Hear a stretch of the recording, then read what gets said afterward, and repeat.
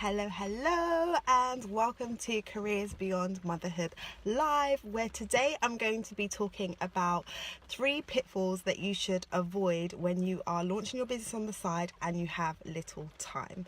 So for those of you that don't know me, my name is Janine Esbrand and I'm the founder of Lightbox Coaching, where I help women to build careers that they love whilst raising a family. And today I want to talk about this topic because many of the women that I work with and that I speak to have decided that they want to launch their business, but they may not be able to dive straight into it because of financial commitment and for other reasons, and so they have to build their business on the side to start off with. And so there are some pitfalls that I want to share with you so that you can avoid them, because it isn't easy to be building a business on the side when you have so many other things going on. So I'm going to dive into 3 things that you need to think about and that you can try to avoid in your journey. So before I do that, do type in the comments and let me know where you're joining from, because I always like to know that. And also type 1 if you are building a business, and if you are at the beginning stages, let me know in the comments below. Let me know what you're planning to launch or what you've launched, because that would be really awesome to know. Okay, so the first thing I want to share with you is that the number 1 pitfall for many people is not having your goals set out, not knowing exactly what it is you want to achieve. So hi Tereska. So you can start off and say, okay, I want to start a business, and then you go into doing lots of research and finding out what you need to do to launch and getting loads of ideas about how you can go about growing your business, and then you can just find yourself jumping in and getting started. So you get all your social media platforms and your handles set up, and you start going to networking events, and you just start doing all the things that you hear people saying you should be doing for your business. But the problem with that is, if you're not focused and you don't have your particular goal in mind, then you can find yourself just going down a list of things that you need to do and feeling completely overwhelmed and feeling like you don't have enough time to get it all done. So you're trying to do all the things that you think you should be doing, and you're doing them, but you're not really seeing results. And the reason why you're not seeing results is because you don't actually know what results you want to hit, because you haven't spent the time thinking about that. So when you first start out, you might say, I want to focus on building an audience around my topic. So if you're building an audience, then what are the things that you need to be doing to build that audience? You might say, okay, I want to build my audience on one particular social media platform, or I want to build my audience by doing speaking engagements. But whatever it is you decide to do, you need to figure out what that is and then focus in that one place first.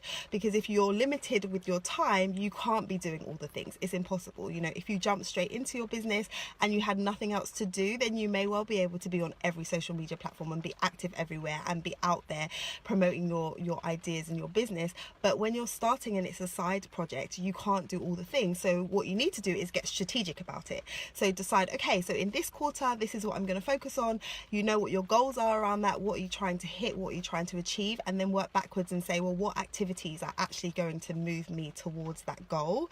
So what you want to avoid is just trying to do all the things and having a huge long to-do list, which you never get down to the bottom of, and which doesn't actually result in you feeling like you're making progress. So that's the number 1 thing. The second thing is to avoid comparing yourself to others. So when you get into the space and you decide that this is the business that I want to run, it's likely that you're going to look at competitors, and it's always good to do that. It's always good to know what other people are doing in the space. But when you do look at those competitors and you do look at what they're doing, don't be discouraged and feel like, oh, you know, there's so many people that are already doing it, so therefore there's no space for me in the market, or looking at what other people are doing and then thinking, how in the world am I going to replicate that, or how in the world am I going to be able to compete with that? And the reason for that is the people that you identify, they are further along in the journey. So what it's really easy to do is to compare your chapter 1 with someone else's chapter 20. So you're just getting started and you're looking at someone who's out there, and they may have been in the game for like 3 years, 5 years, and they're in a certain place, and then you're looking at where you are and you're saying, I'm not good enough, or I can't get there. But that person started at 0 at one point. They were where you are right now at one point. So when you're comparing yourself to other people, be careful not to be comparing your chapter 1 with their chapter 20, right? So you really want to be thinking, okay, well, if there's someone else in the market that's doing this, clearly there's a market for this particular service or this particular product, and there are billions of people in this world, so there's going to be space for you in the market. So don't let comparison steal your joy. Okay, you can totally do this. So that's number 2. And then the last thing is, try not to do it all yourself. So there is so many things that you're going to need to get done when you start a business. And when you're starting out, yes, you may have to wear all the hats. So you're going to be doing the actual delivery of your service or your product. You'll be doing the marketing. You'll be doing the PR. You'll be doing the admin. There's loads of things that you'll be doing. But as quickly as you can, try and find a way to get some support and get a team around you. So support in 2 ways. Support with the actual doing the work. And so if you could hire maybe someone to just help you a few hours a week with like the admin stuff, that could free up some time for you to focus on the strategic things. Or if you could find somebody who's really interested in learning in the space that you're in, maybe you can get an intern on board. Just think about some creative ways that you can get some support, so you're not trying to do it all by yourself because your time is limited.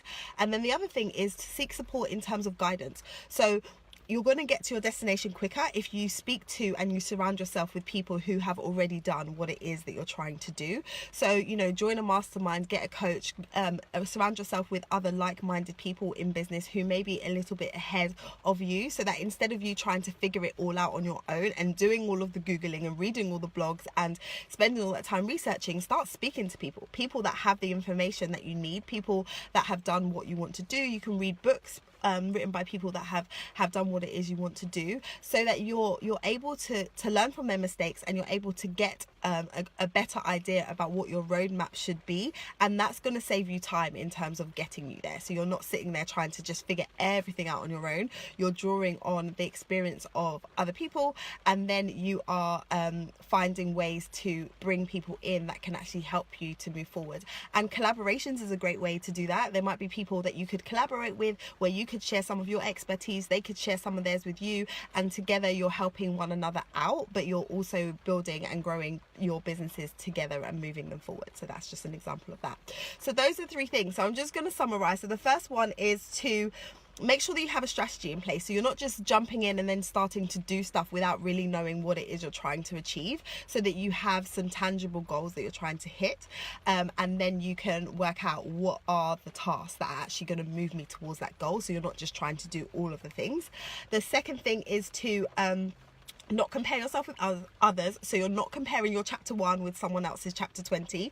You are identifying who your competitors are, but don't be put off by the fact that they might be further ahead in the journey.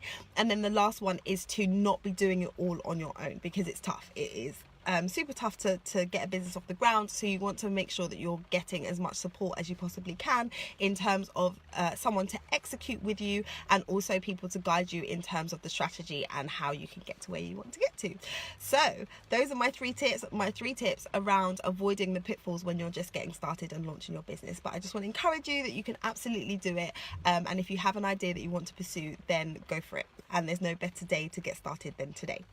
Okay, so I want to invite you to come join me in my private Facebook group. If you haven't done so already, come and join me in the Careers Beyond Motherhood community. It's our little space on the internet where a group of mothers come together to talk about building our careers beyond motherhood. We talk about motherhood, we talk about careers, and we talk about strategy, and I share tips and exclusive trainings within the group. So come hang with me there, and I will put a link to the group below. Hi Bev, thanks for joining. And so yeah, I am going to jump off now, and I hope you have an awesome day, and join me again next week where I'll be sharing another tip around how you can be growing and building your business.